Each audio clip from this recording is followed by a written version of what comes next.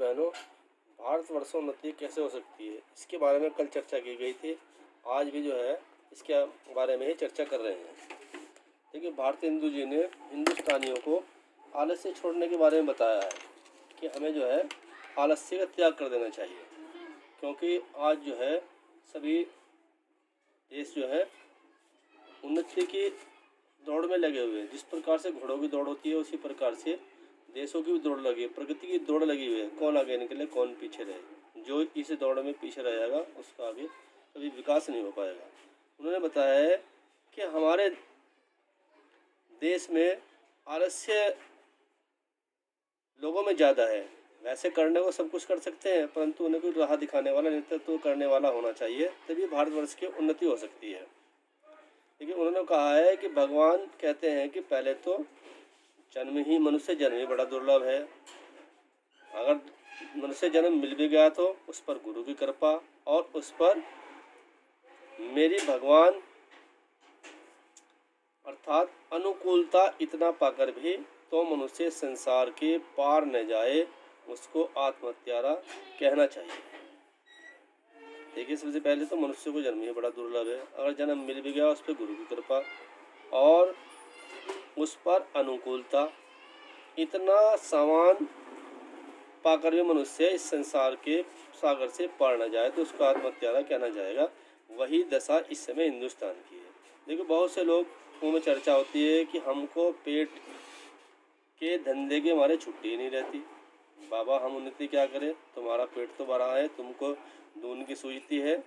यह कहना उनकी बहुत बड़ी भूल है। उन्होंने उदाहरण देकर बताया, इंग्लैंड का पेट भी कभी यूं ही खाली था। उसने एक हाथ से अपना पेट भरा और दूसरे हाथ से उन्नति के कांटों को साफ किया।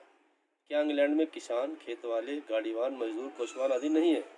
किसी देश में भी सभी के पेट भरे हुए नहीं होते, किंतु वे लोग जहाँ खेत बोते हैं वहीं उसके साथ यह भी सोचते हैं कौन सी ऐसी नई तकनीक, नया मसाला बनाया जाए जिससे खेत में अगले साल दुनी उपज पैदा हो।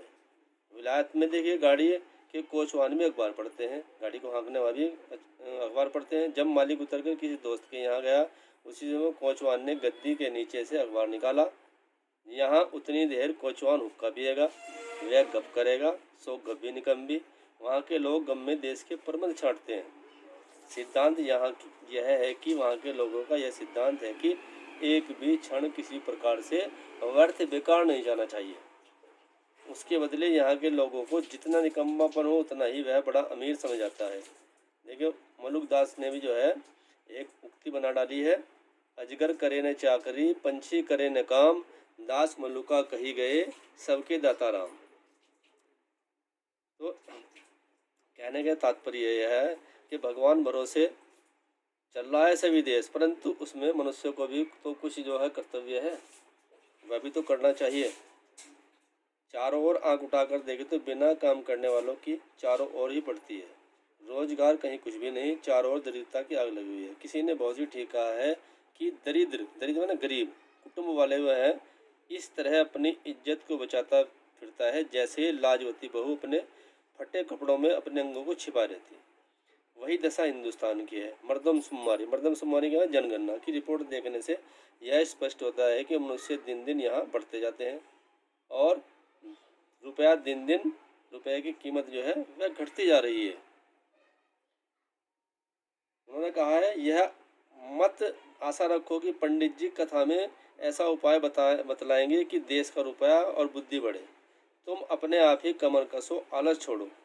कब तक अपने को जंगली हूस, मूर्ख, बोधे, डरपोकने पुकरवाओगे? दौड़ो इस दौड़ में जो भी पीछे है वह फिर उसका ठिकाना कहीं नहीं। और आगे भी देखो, उदाहरण देते हुए उन्होंने कहा है कि सब उन्नतियों का मूल जो है धर्म है। इससे सबके धर्म पहले ही उन्नति करना उचित है।